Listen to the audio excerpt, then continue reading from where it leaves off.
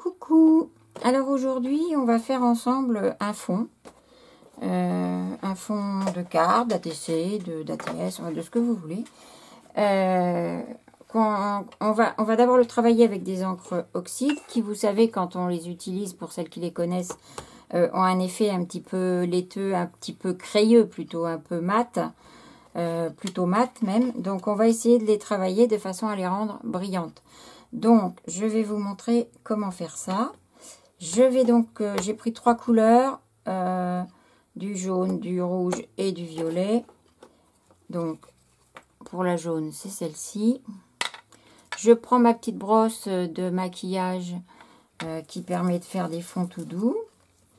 Et je vais venir étaler dessus ma couleur.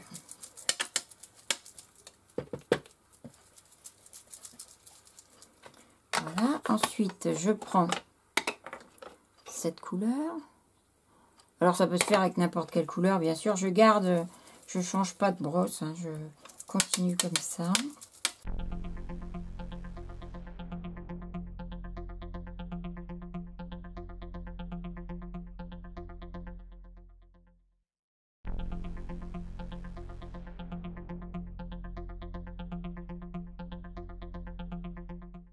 Et donc voilà, on a un fond. Ça brille un peu parce que mon papier de base est brillant. Mais l'encre par elle-même ne brille pas. Alors, il y a plein d'encre là. Mettre un petit peu d'eau comme d'habitude. Je vais prendre un papier aquarelle.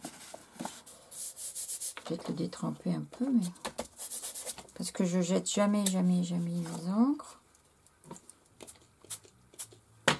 On peut récupérer plein de choses, vous voyez, c'est sympa.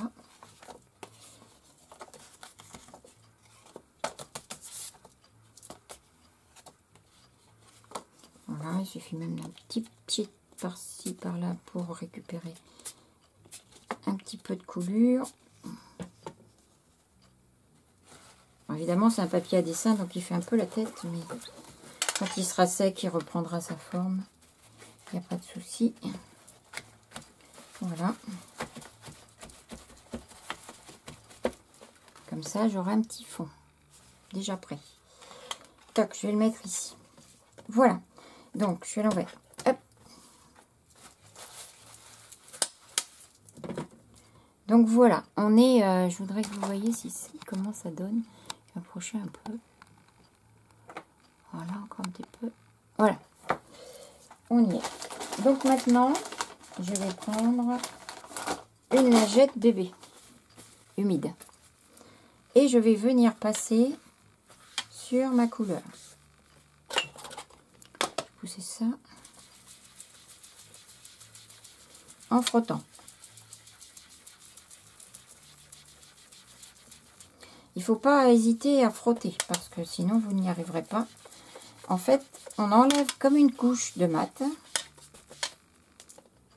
Et là, vous allez bien voir la différence. De ce côté, c'est très brillant. Alors là, on voit l'humidité de la lingette, mais au séchage, on ne voit plus les traces. Et de l'autre côté, c'est complètement mat.